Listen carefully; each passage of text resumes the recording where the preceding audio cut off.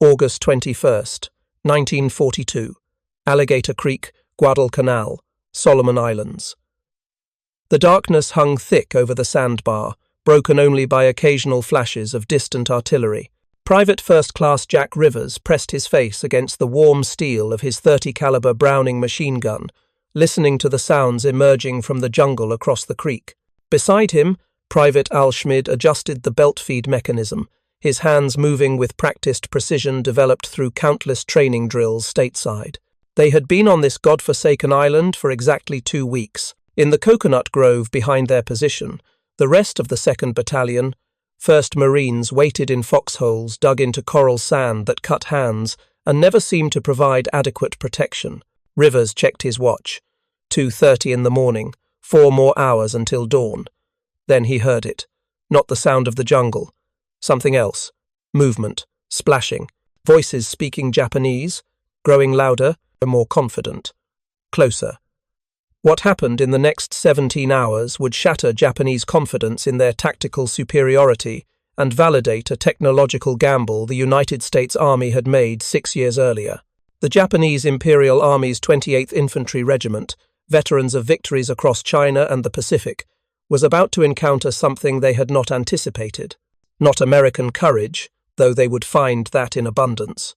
Not American determination, though the Marines would demonstrate plenty. No. Colonel Kiyonao Ichiki's elite troops were about to collide with American industrial firepower in its most lethal infantry manifestation. The M1 Garand semi-automatic rifle. The mathematics of this engagement would tell a story about firepower, tactical doctrine, and the collision between 19th century infantry tactics and 20th century weapons technology. One side believed in the superiority of spirit and the shock value of mass assault.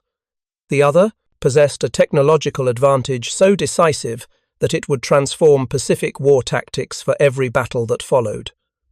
Before dawn on August 21st, Japanese confidence stood at its zenith. After sunrise, that confidence would lie shattered on a sandbar, along with hundreds of bodies. The story begins not with confrontation, but with parallel paths of doctrinal development that would converge catastrophically on Guadalcanal's beaches. In Tokyo during the 1930s, Imperial Japanese Army doctrine emphasized 3 fundamental principles: rifle marksmanship at extended range, bayonet charges at close quarters, and machine gun support for both. This trinity of infantry tactics had served Japan well in Manchuria, China, and the early Pacific campaigns.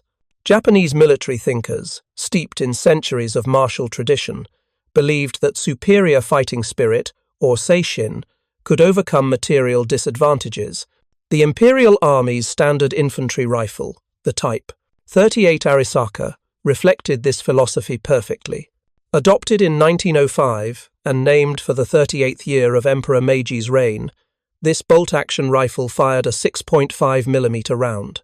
The rifle measured 50 inches in total length with bayonet attached, longer than most Japanese soldiers were tall. This extraordinary length was intentional. Japanese doctrine emphasized bayonet combat as the ultimate expression of martial prowess and warrior spirit. If you're enjoying this deep dive into the story, hit the subscribe button and let us know in the comments from where in the world you are watching from today. The Type 38 was well made, reliable, and accurate. Japanese soldiers trained extensively in its use, achieving remarkable proficiency in aimed fire. But it possessed one critical limitation that Japanese military planners considered acceptable, even desirable.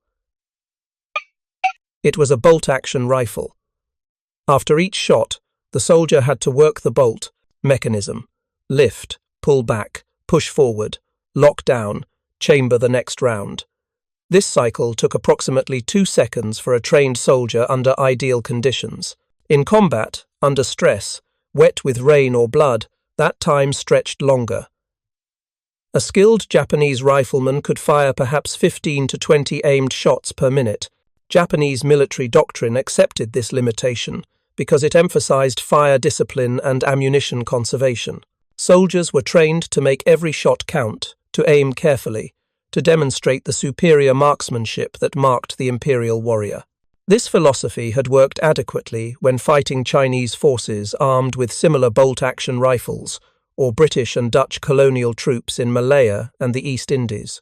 Meanwhile, across the Pacific, American military thinking had followed a completely different evolutionary path. In January 1936, after years of development, testing, and bureaucratic resistance, the United States Army officially adopted the M1 Garand as its standard service rifle. This decision represented the most radical transformation of infantry firepower in military history. For the first time, a major military power would equip its entire frontline infantry with semi-automatic rifles. The path to this adoption had been neither smooth nor certain. John Cantius Garand, a Canadian-born engineer working at Springfield Armory in Massachusetts since 1919, had spent 17 years developing his gas-operated rifle design. His early prototypes failed testing. Ammunition changes forced complete redesigns. Army traditionalists questioned whether soldiers even needed semi-automatic fire. Budget constraints during the Depression nearly killed the entire program. Garand persisted through sheer stubbornness and engineering brilliance. His final design used a gas-operated rotating bolt system of elegant simplicity. When fired, expanding gases were tapped from the barrel through a port located near the muzzle. These gases drove a piston that operated a long operating rod running beneath the barrel. The rod drove the bolt, which rotated to unlock, extracted and ejected the spent cartridge case, loaded a fresh round from the unblock clip, and locked closed again. The entire cycle occurred in fractions of a second. The soldier never touched anything except the trigger. Pull, bang, pull, bang, pull, bang. As fast as the trigger finger could move, the rifle fired. 8 rounds in the internal magazine, loaded via a spring steel N-block clip that held the cartridges together. When the 8th round fired, the clip ejected automatically with a distinctive metallic ping, the bolt locked open, and the rifle was ready for immediate reloading. Insert new clip, release bolt. 8 more rounds ready to fire. The reload took approximately 3 seconds for a trained soldier. The M1 Garand fired the powerful .30-06 Springfield cartridge. This .30 caliber round, standardized in 1906, hence its designation, fired a 150-grain bullet at approximately 2,800 feet per second, generating over 2,600 foot-pounds of muzzle energy. This gave the round tremendous range, penetration, and stopping power. A soldier hit center mass with a .30-06 round went down and stayed down. The kinetic energy transfer was devastating. The rifle itself weighed 9.5 pounds unloaded, 11.2 pounds with a loaded clip, bayonet, and sling. Its 43.6-inch length and 24-inch barrel provided excellent accuracy.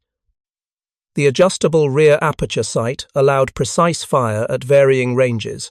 In trained hands, the M1 could engage targets effectively beyond 500 yards, though most Pacific combat occurred at much shorter ranges. When General George Smith Patton famously called it the greatest battle implement ever devised in a letter dated January 26, 1945, he was not engaging in hyperbole.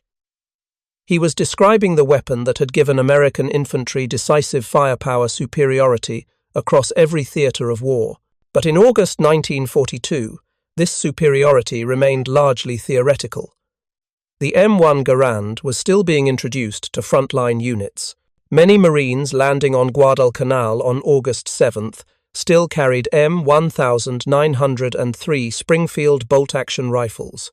The Marine Corps had deliberately chosen a phased implementation policy, evaluating the Garand's performance in harsh amphibious conditions before committing fully to the new weapon. Production had ramped up slowly. Springfield Armory and Winchester Repeating Arms Company were still perfecting mass production techniques. Not every Marine had received the new rifle, but those who had developed fierce loyalty to it within days of first using it in combat, they discovered something that would prove decisive in the coming battles. When they pulled the trigger, the rifle fired. When they aimed at an enemy, if they did their part, the weapon did its part. When they needed rapid follow-up shots, the semi-automatic action delivered them without any manual operation required. They could keep their sight picture, maintain their firing position, and deliver 8 rounds in the time it took a Japanese soldier to fire 2 or 3 shots with his bolt-action Arisaka. The tactical implications were profound, though not yet fully understood by either side.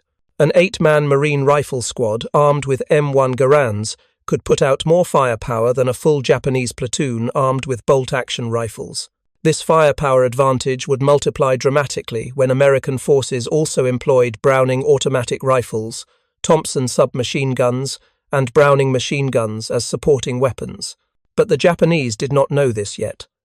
Colonel Kiyonao Ichiki certainly did not know it on August 19th, when his 916 elite soldiers came ashore at Taivu Point, 22 miles east of the American positions at Henderson Field. The Ichiki detachment, officially designated the first element of the 28th Infantry Regiment, represented some of the finest troops in the Imperial Japanese Army. They had fought in China, they had trained extensively for tropical warfare, they possessed absolute confidence in their superiority over any enemy. Ichiki himself embodied the aggressive spirit of the Imperial Army. He had been the officer whose actions at the Marco Polo Bridge near Beijing in July 1937 touched off renewed fighting between China and Japan, leading directly to the rape of Nanking. He was a product of Japanese military academies, steeped in Bushido tradition, contemptuous of Western armies, and absolutely certain of victory. His orders were straightforward: scout the American positions, wait for the remainder of his regiment to arrive, then attack and retake Henderson Field. Ichiki had no intention of waiting. His journal entries, recovered after the battle, reveal his mindset. 18th August, landing. 20th August, march by night and battle. 21st August, enjoyment of the fruit of victory. He expected the operation to take 3 days. He planned to celebrate victory before the rest of his regiment even arrived. This was not mere arrogance, though arrogance played its part. This was the product of systematic intelligence failure and doctrinal blindness. Japanese intelligence estimated American strength on Guadalcanal at perhaps 2,000 men, mostly construction troops with minimal combat capability. The actual American strength was 11,000 Marines, combat veterans who had trained extensively for amphibious operations. Japanese doctrine assumed that American soldiers lacked fighting spirit, that they were soft, that they would break and run when faced with determined Japanese assault. This belief had been reinforced by easy Japanese victories in the Philippines, Malaya, and the East Indies. What Ichiki did not know, what Japanese intelligence had failed to discover, was that the Americans possessed not just numerical superiority, but overwhelming technological advantages in individual infantry weapons. More critically, American forces had broken Japanese naval codes. Station Hypo, an intelligence unit in Hawaii, had intercepted and decoded messages linking Ichiki's unit with Destroyer Squadron 2. General Alexander Vandergrift, commanding the 1st Marine Division on Guadalcanal, knew an attack was coming. He knew approximately when. He knew approximately from which direction. The Marines prepared defensive positions accordingly. Along the east side of the Lunga perimeter, where Henderson Field's runways were taking shape, Lieutenant Colonel Edwin Pollock's 2nd Battalion, 1st Marines, dug in along Alligator Creek. The position was naturally strong. The creek provided an obstacle, though crossable at certain points, particularly a sandbar near the mouth where the creek met the sea. Marines positioned machine guns with interlocking fields of fire covering these crossing points. Riflemen occupied foxholes behind the machine guns. Artillery registered on likely approach routes. The position was as ready as 2 weeks of frantic preparation could make it. On the night of August 20th, Marines along the perimeter reported increased enemy activity. Patrols made contact with Japanese reconnaissance elements. The attack was imminent. Just after midnight on August 21st, the Japanese began their approach. 900 soldiers moved through the darkness toward the American positions. They carried their Arisaka rifles with bayonets fixed. They carried grenades. They carried the absolute conviction that their attack would succeed. They had been told that Americans were cowards who would flee from a determined assault. They had been told that American equipment was inferior. They had been told that Japanese spirit would overcome any material disadvantage. They were about to discover how catastrophically wrong these assumptions were. At approximately 2:30 in the morning, Marine listening posts detected movement across Alligator Creek. The word passed back along the line. Condition red. Enemy approaching. Marines checked their weapons. Machine gunners in shored belts were properly fed. Riflemen with M1 Garands verified they had full clips loaded and additional clips readily accessible in their ammunition belts. Artillery crews stood ready to fire illumination rounds on command. Then came the first sounds of attack, shouting in Japanese, the splash of men crossing water, the distinctive report of Arisaka rifles firing, and immediately the American response. Machine guns opened fire. The Browning .30 caliber guns, firing at over 500 rounds per minute, cut through the darkness. Tracers carved red lines through the night. The heavier .50 caliber machine guns added their deeper thunder. Rounds burst overhead, turning night into flickering daylight. And then the riflemen opened fire. Marines with M1 Garands began delivering precise, rapid semi-automatic fire into the mass of Japanese soldiers attempting to cross the creek. The sound was distinctive, not the slower, more measured fire of bolt-action rifles, not the continuous roar of automatic weapons, but rapid, rhythmic, devastating semi-automatic fire. Bang, bang, bang, bang, bang, bang, bang, bang. A slight pause while hands inserted fresh clips, then bang, bang, bang, bang, bang, bang, bang, bang again. One Marine could deliver 8 aimed shots in approximately 10 seconds. Reload in 3 seconds. 8 more rounds in another 10 seconds.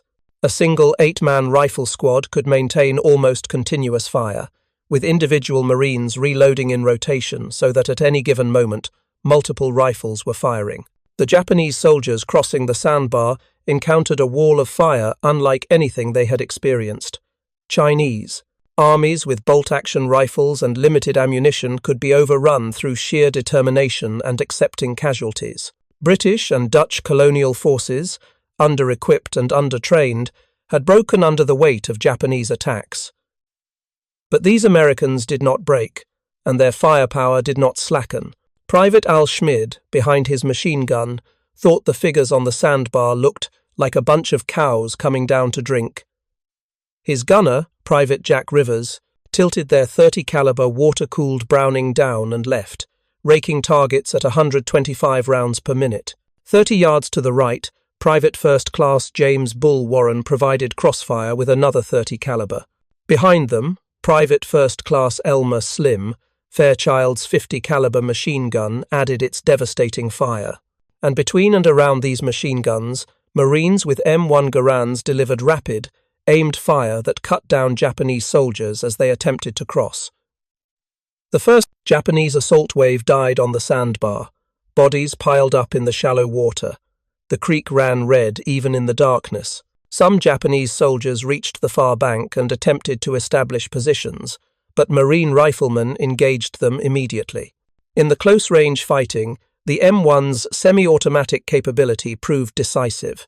When a Japanese soldier emerged from cover to fire or throw a grenade, Marines could immediately deliver multiple rapid shots without losing their firing position. Japanese soldiers, armed with bolt-action rifles, had to work their bolts between shots, breaking their aim, losing precious seconds. Against semi-automatic fire, those seconds proved fatal. Colonel Ichiki regrouped his forces and ordered a second assault. This time, 150 to 200 soldiers charged across the sandbar. The result was identical. American firepower, particularly the concentrated fire of dozens of M1 Garands, shredded the assault formation. Bodies fell on top of bodies. The few Japanese soldiers who reached the American side of the creek were killed in hand-to-hand fighting or by immediate rifle fire from multiple directions. An officer advised Ichiki to withdraw. The colonel refused. He would not accept that American firepower could defeat Japanese spirit. He would not acknowledge that his elite troops were being massacred by what Japanese propaganda had dismissed as soft, inferior Western soldiers. Instead, he ordered a third attack, this time a flanking movement to the right, along the beach and into the surf. If his men could not cross the sandbar under direct fire, they would wade through chest-deep water around the American left flank. The Marines, well positioned with interlocking fields of fire, simply adjusted their aim. Machine guns swept the water. Riflemen poured semi-automatic fire into the Japanese soldiers struggling through the surf. Artillery dropped high-explosive rounds into the water, creating geysers that hurled bodies into the air. The attack failed. By dawn, Colonel Ichiki's elite detachment had lost perhaps half its strength and gained absolutely nothing. No breakthrough, no penetration of American lines, nothing but corpses floating in Alligator Creek and piled on the sandbar. As daylight revealed the extent of the carnage, General Vandergrift ordered a counterattack. A Marine battalion crossed Alligator Creek upstream, moved through the jungle, and attacked the Japanese from the rear, cutting off any retreat. The Japanese position, already untenable, became a death trap. Compressed into an ever-shrinking perimeter around a coconut grove with the sea at their backs, Ichiki's soldiers continued fighting. Aircraft from Henderson Field strafed their positions, artillery pounded them, and the Marines closed in from three sides. Then came the final, devastating blow. 5 M3. Stuart light tanks crossed the sandbar and advanced directly into the Japanese positions. The tanks' 37mm cannons and 30-caliber coaxial machine guns massacred the remaining defenders at point-blank range. War correspondent Richard Tregaskis witnessed the slaughter. It was fascinating to see them bustling amongst the trees, pivoting, turning, spitting sheets of yellow flame. It was like a comedy of toys, something unbelievable.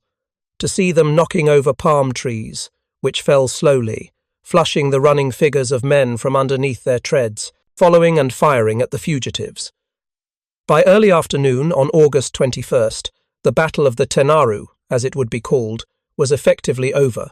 Of the 916 Japanese soldiers who had landed at Taivu Point 2 days earlier, approximately 800 were dead. 15 were captured, most of them unconscious from wounds. Perhaps 30 escaped back through the jungle to Taivu Point. The Marines suffered 34 dead and 75 wounded. The kill ratio exceeded 20-1 in favor of the Americans. Colonel Ichiki either died in the final fighting or committed ritual suicide immediately afterward. Accounts vary. His body was never positively identified among the hundreds of corpses. What was identified, what could not be denied or explained away, was the magnitude of the Japanese defeat, not a tactical setback, not a temporary repulse, but a comprehensive massacre of elite troops who had confidently expected easy victory. When news reached Rabaul, Japanese headquarters initially refused to believe it. A radio message stated, "The first echelon of the Ichiki detachment was almost annihilated this morning at a point near the airfield." Lieutenant Colonel Hiroshi Matsumoto, the operations officer who had met with Ichiki before the attack, insisted it must be a false report. General Harukichi Hyakutake tried to save face, radioing Tokyo. The attack of the Ichiki detachment was not entirely successful. 800 elite soldiers dead. The regiment's first element, effectively destroyed. And nothing gained. Not entirely successful was perhaps the most grotesque understatement of the Pacific War. The Japanese military establishment struggled to comprehend what had happened. How could elite imperial troops, veterans of victories across Asia, battle-hardened and supremely confident, be so completely destroyed by Americans whom propaganda had dismissed as soft and weak? The answer lay in firepower, specifically in the M1 Garand rifle and the tactical philosophy it enabled. A single Marine with an M1 Garand, properly trained and supplied with ammunition, possessed more practical combat firepower than 3 Japanese soldiers with bolt-action rifles. An 8-man Marine squad could deliver sustained fire equivalent to a full Japanese platoon. When combined with Browning automatic rifles, machine guns, mortars, and artillery, American firepower was simply overwhelming. Japanese tactical doctrine had no answer for this disparity. Their infantry tactics had been developed for a different era, when all armies used bolt-action rifles and firepower equality was assumed. Japanese advantages in training, discipline, and fighting spirit had always been decisive when matched against similarly armed Chinese forces or poorly equipped colonial troops. But those advantages meant nothing when the enemy could put out 3 times the volume of fire. The Battle of the Tenaru taught both sides critical lessons. For the Marines, it proved that they could defeat Japanese troops in stand-up fighting. The mystique of Japanese invincibility, built on 6 months of unbroken victories, shattered on Guadalcanal's beaches.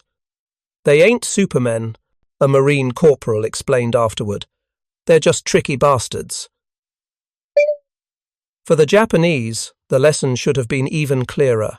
Frontal assaults against prepared American positions would result in catastrophic casualties.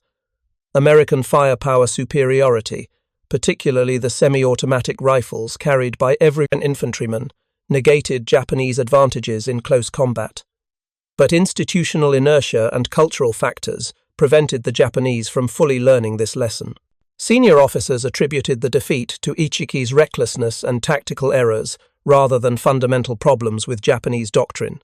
They ordered additional forces to Guadalcanal, larger forces, but with the same basic tactical approach: attack aggressively, close with the enemy, use superior spirit to overcome material disadvantage.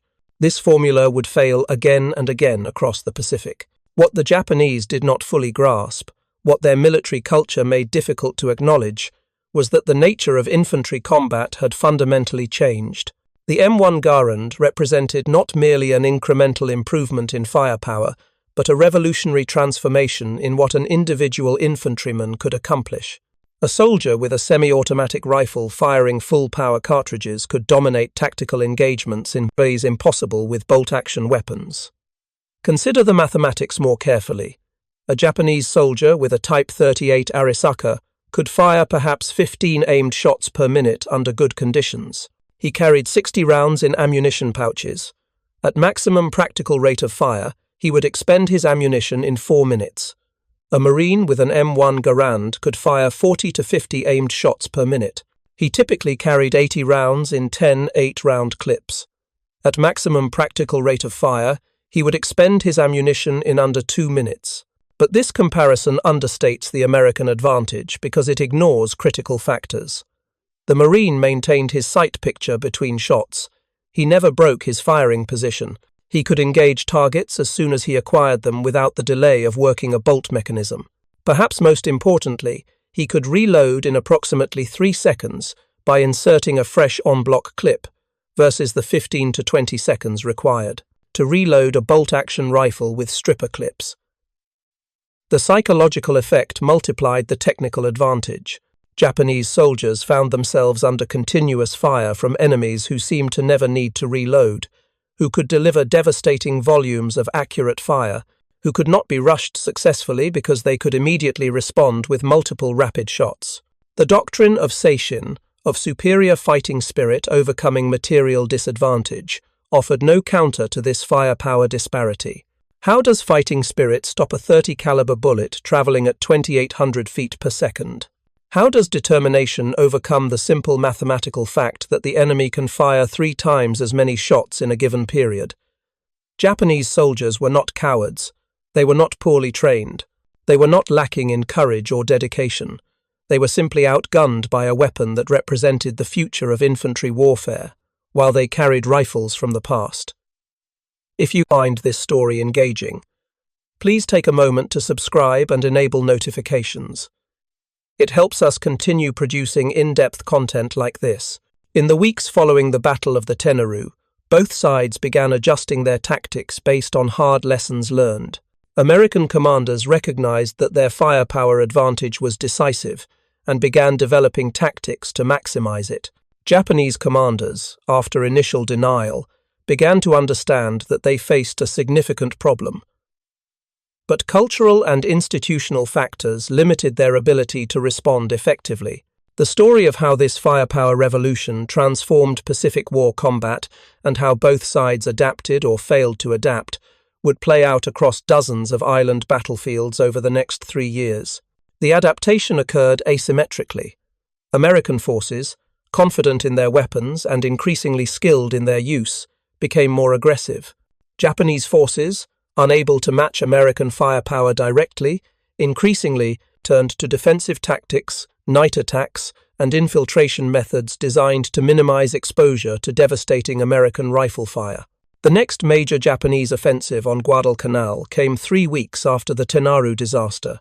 The Battle of Edson's Ridge, fought from September 12th through 14th, 1942, saw the Japanese employ significantly larger forces. Approximately 3,000 soldiers from Major General Kiyotake Kawaguchi's 35th Brigade attacked Marine positions along a coral ridge south of Henderson Field. This time, Japanese tactics showed some evolution.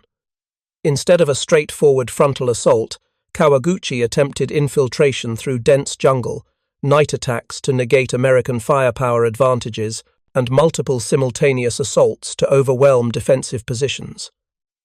The attacks came close to success. On the night of September 13th, Japanese forces penetrated Marine lines at several points. Desperate hand-to-hand fighting erupted across the ridge.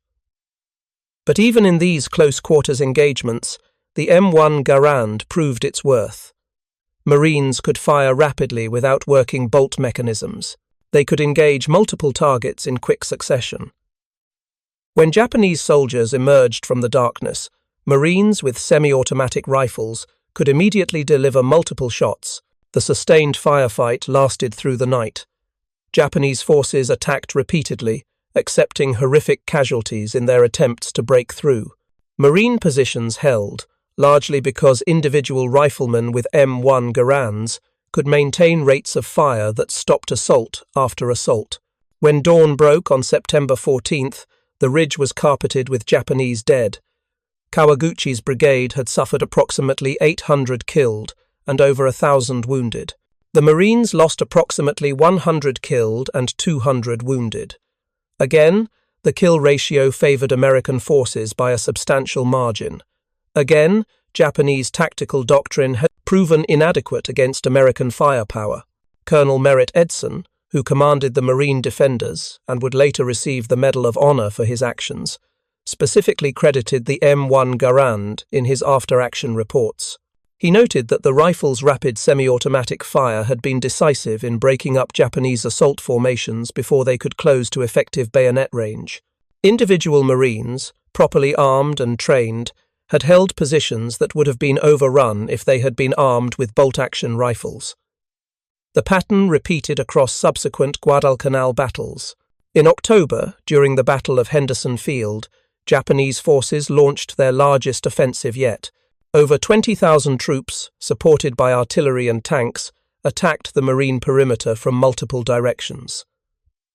The 3-day battle saw some of the most intense fighting of the Guadalcanal campaign. Japanese forces achieved several penetrations of American lines. Close-quarters combat raged through jungle and along ridge lines.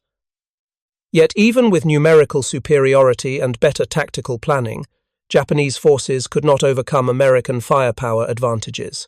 Marines with M1 Garands, supported by Browning automatic rifles and machine guns, maintained defensive positions through sustained, accurate fire.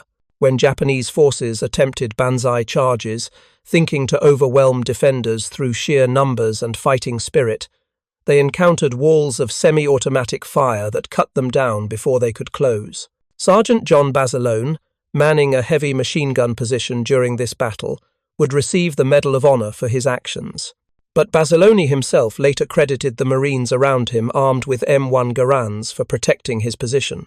When Japanese forces attempted to flank his machine gun nest, riflemen with semi-automatic weapons delivered the volume of fire necessary to stop the attacks. The individual superiority of the M1 Garand, multiplied across hundreds of Marines, created cumulative tactical advantages that proved decisive. By December 1942, when the 1st Marine Division finally departed Guadalcanal for rest and refitting in Australia, They left behind over 25,000 Japanese dead. American casualties, while significant, were substantially lower. The firepower disparity represented by the M1 Garand had played a crucial role in this lopsided casualty ratio. More importantly, the psychological effect on both sides was profound. Americans knew they possessed superior weapons and increasingly believed in their ability to defeat Japanese forces. Japanese soldiers increasingly understood they were outgunned. Captured Japanese documents from late 1942 and early 1943 reveal growing concern about American semi-automatic rifles. Intelligence reports described the M1 Garand in detail, noting its 8-round capacity, rapid rate of fire, and powerful cartridge. Tactical guidance increasingly emphasized avoiding direct firefights with American forces at medium ranges, where the Garand's advantages were most pronounced. A translated Japanese training manual from 1944 warned that American semi-automatic rifles could deliver devastating firepower and advised that Japanese forces should avoid rifle duels at extended ranges. The document recommended night attacks and close combat as the only viable tactics against American rifle-equipped units. This represented a tacit admission that Japanese infantry, armed with bolt-action rifles, could not compete effectively in conventional firefights. The evolution of Japanese tactics across the Pacific War reflected this growing understanding. At Tarawa in November 1943, Japanese defenders largely abandoned banzai charges in favor of fortified defensive positions. They built elaborate bunkers and pillboxes, forcing Marines to advance under fire rather than allowing Americans to establish defensive positions and wait for Japanese attacks. This tactical shift recognized that attacking prepared American positions resulted in catastrophic casualties due to superior American firepower. Yet even in defense, Japanese forces found the M1 Garand a formidable adversary. Marines advancing across Tarawa's beaches and through its defensive positions used their semi-automatic rifles to suppress Japanese firing positions while other units maneuvered. The ability to deliver rapid-aimed fire while advancing, what General Patton called marching fire, allowed American forces to maintain momentum in attacks that would have stalled if soldiers needed to stop and work bolt mechanisms between shots. At Saipan, in June and July 1944, the dual nature of the M1's advantages became fully apparent. In the initial fighting, Japanese defenders employed sophisticated defensive tactics, making Marines pay heavily for every yard of ground. But Japanese commanders, facing inevitable defeat, eventually reverted to traditional tactics. On July 7th, General Yoshitsugu Saito ordered a massive banzai charge, gathering approximately 4,300 soldiers, walking wounded, and civilians for a final assault. The charge slammed into positions held by the Army's 105th Infantry Regiment. The fighting lasted 15 hours. American casualties approached 1,000 men killed and wounded, but Japanese losses were catastrophic. Nearly every soldier participating in the charge died. The sustained fire from M1 Garands, Browning automatic rifles, and machine guns created an impassable barrier of lead. Japanese soldiers fell by the hundreds, their bodies piling up in front of American positions. Individual accounts from Saipan illustrate the M1's effectiveness in the most visceral terms. Private First Class Harold Keller of the 105th Infantry described firing his M1 Garand continuously for over an hour during the banzai charge, expending over 200 rounds. He reloaded dozens of times, the distinctive ping of ejecting clips lost in the overwhelming noise of battle. His rifle never malfunctioned despite continuous rapid fire in humid tropical conditions. When the battle ended, his position was surrounded by dead Japanese soldiers, many of whom had fallen within 20 yards of his foxhole. The Saipan Banzai charge represented the largest such attack of the Pacific War. It also demonstrated the futility of such tactics against modern American firepower. General Saito himself committed suicide before the charge, understanding that the attack was less a military operation than a final gesture of defiance. The mathematics were inescapable. No amount of courage or determination could overcome the simple fact that American soldiers could fire 3 times as many rounds as Japanese soldiers in any given period. At Peleliu in September through November 1944, Japanese defenders under Colonel Kunio Nakagawa employed the most sophisticated defensive tactics yet seen. Nakagawa explicitly forbade banzai charges, recognizing them as wasteful and ineffective. Instead, Japanese forces fought from elaborate cave systems, emerging only to engage exposed American units before retreating underground. This forced Marines to advance into killing zones where Japanese advantages in terrain and preparation offset some American firepower superiority. Yet even in these circumstances, the M1 Garand provided crucial advantages. Marines could place accurate suppressive fire on cave openings while other units maneuvered.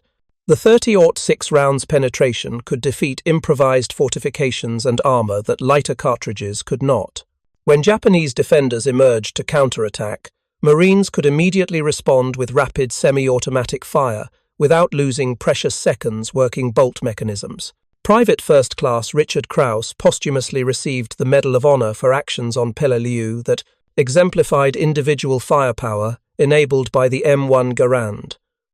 When his squad was pinned down by Japanese fire, Krause advanced alone against enemy positions, using his Garand to eliminate multiple enemy strongpoints. He fired rapidly while moving, maintaining suppressive fire that kept Japanese defenders from effectively engaging him until he could close with grenades. His ability to deliver rapid, accurate fire while maneuvering would have been impossible with a bolt-action rifle. The Philippines campaign of late 1944 and early 1945 saw the M1 Garand employed in every type of terrain and tactical situation, from jungle fighting on Leyte to urban combat in Manila, from mountain warfare on Luzon to amphibious assaults on smaller islands. American forces consistently demonstrated firepower superiority enabled by semi-automatic rifles. Japanese forces, increasingly short of ammunition and supplies due to effective submarine blockade, found themselves doubly disadvantaged. Not only were they outgunned, but they lacked the industrial capacity to sustain prolonged firefights. At Iwo Jima in February and March 1945, the M1 Garand faced perhaps its sternest test. The volcanic ash and black sand of Iwo created unique challenges for weapons maintenance. Fine particles infiltrated every mechanical device, yet the Garand's robust design proved equal to the challenge. Marines could clear their rifles quickly, using simple field maintenance procedures, and return to action. The gas-operated system, while requiring more maintenance than a bolt-action rifle, proved remarkably tolerant of fouling when properly maintained. General Tadamichi Kuribayashi, commanding Japanese defenses on Iwo Jima, had studied American tactics extensively. He understood that banzai charges were futile against American firepower. His defensive plan emphasized prepared positions, interlocking fields of fire, and fighting from caves and tunnels. He explicitly ordered his troops to avoid wasteful attacks and instead inflict maximum casualties through disciplined defensive fighting. This represented the ultimate evolution of Japanese tactics in response to American firepower superiority.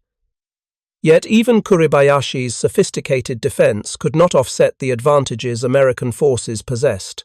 Individual Marines with M1 Garands could engage Japanese positions at ranges where defenders armed with bolt-action rifles struggled to respond effectively. The sustained firefights that characterized Iwo Jima fighting favored American forces who could maintain higher rates of fire while conserving ammunition through accurate shooting. The battle lasted 36 days and cost nearly 7,000 American lives, but over 21,000 Japanese defenders died.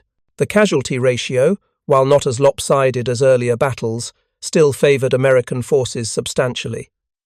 The final major Pacific battle at Okinawa from April through June 1945 saw the M1 Garand at peak effectiveness. American forces, now fully equipped with semi-automatic rifles and with years of combat experience, employed tactics specifically designed to maximize their firepower advantages. Japanese defenders, under Lieutenant General Mitsuru Ushijima, fought with skill and determination from elaborate defensive positions, but they could not overcome the fundamental disparity in individual soldier firepower. The 10th Army, comprising both Marine and Army divisions, brought overwhelming firepower to bear on Japanese positions. Individual riflemen with M1 Garands could engage Japanese forces at ranges exceeding 400 yards in the open terrain of southern Okinawa. In the close combat of the Shuri Line, the stopping power of the .30-06 cartridge proved essential for defeating determined Japanese defenders in fortified positions. The battle consumed over 12,000 American lives and over 100,000 Japanese soldiers and Okinawan civilians. But the outcome was never in doubt once American forces established themselves ashore. Throughout these campaigns, ammunition expenditure statistics tell their own story about firepower disparity. At Okinawa, Marine and Army units fired over 200 million rounds of .30-06 ammunition during the 82-day campaign. This represented more ammunition than the entire Japanese military-industrial complex had produced for all small arms calibers during several years of the war. Individual Marines carried and expended more ammunition in single days of fighting than Japanese soldiers received for entire operations. This profligate expenditure was possible only because of American industrial supremacy. Springfield Armory and Winchester produced M1 Garands by the millions. American factories churned out billions of rounds of .30-06 ammunition. Supply lines, despite vast Pacific distances, ensured continuous ammunition availability. Marines never worried about running out of .30-06 ammunition. They never questioned whether a round would fire or function properly. They knew that if they pulled the trigger, the rifle would fire, and that unlimited resupply was available. Japanese forces, conversely, increasingly suffered from ammunition shortages as the war progressed. American submarines strangled Japanese supply lines. Strategic bombing destroyed Japanese factories. By 1945, Japanese soldiers often fought with minimal ammunition reserves, sometimes fewer than 50 rounds per soldier.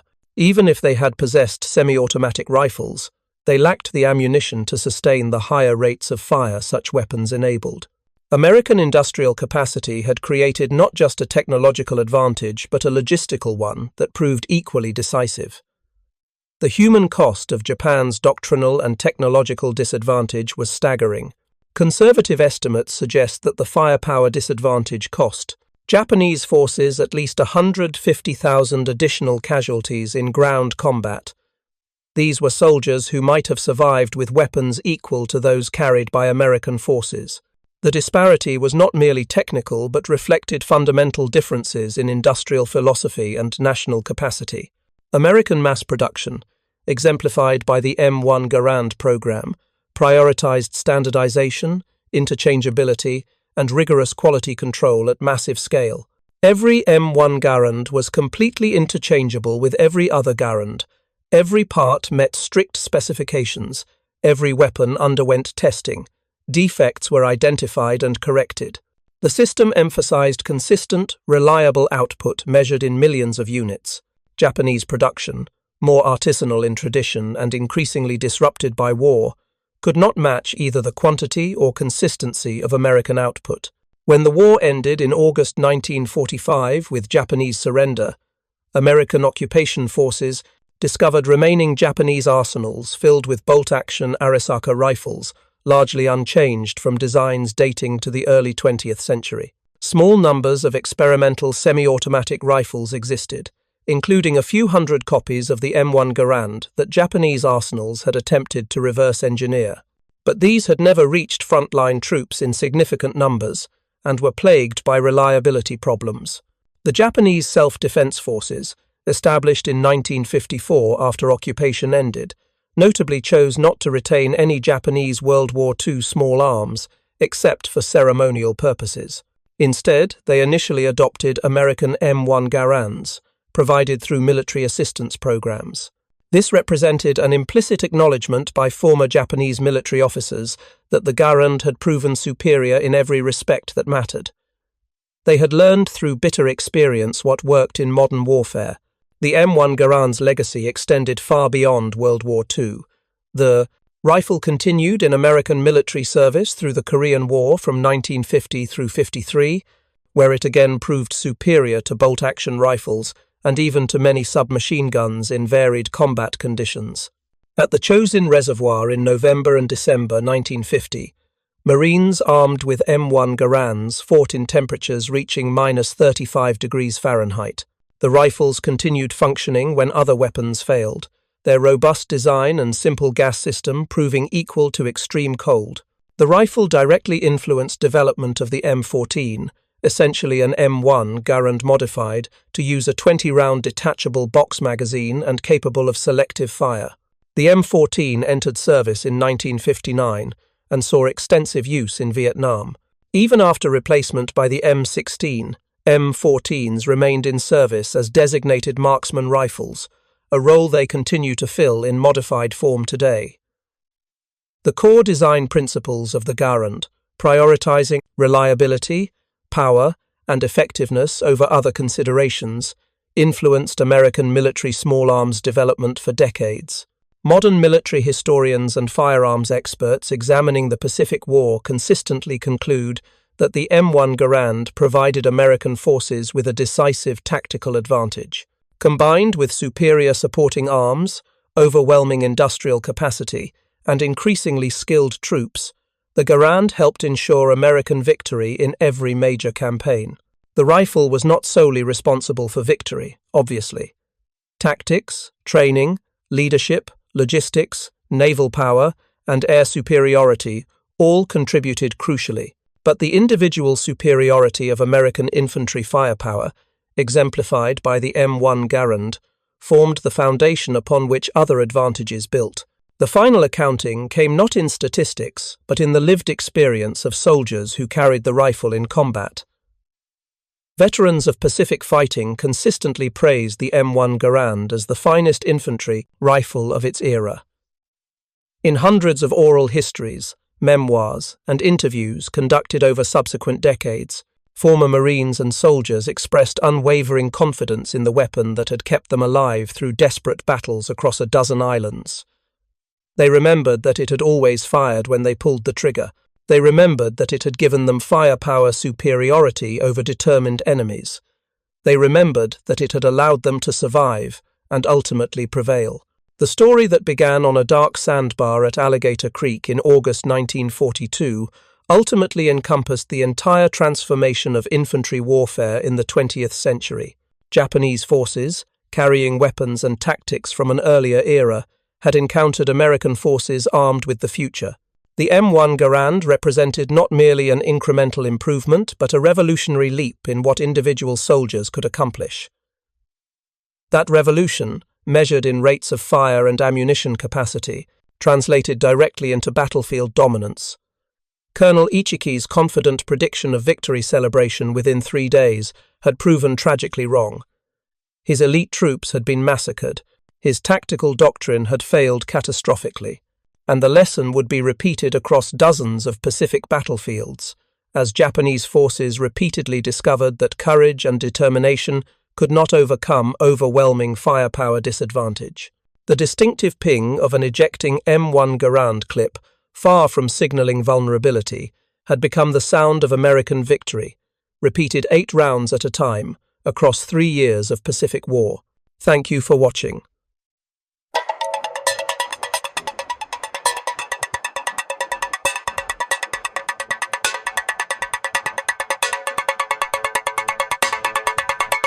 For more detailed historical breakdowns, check out the other videos on your screen now, and don't forget to subscribe.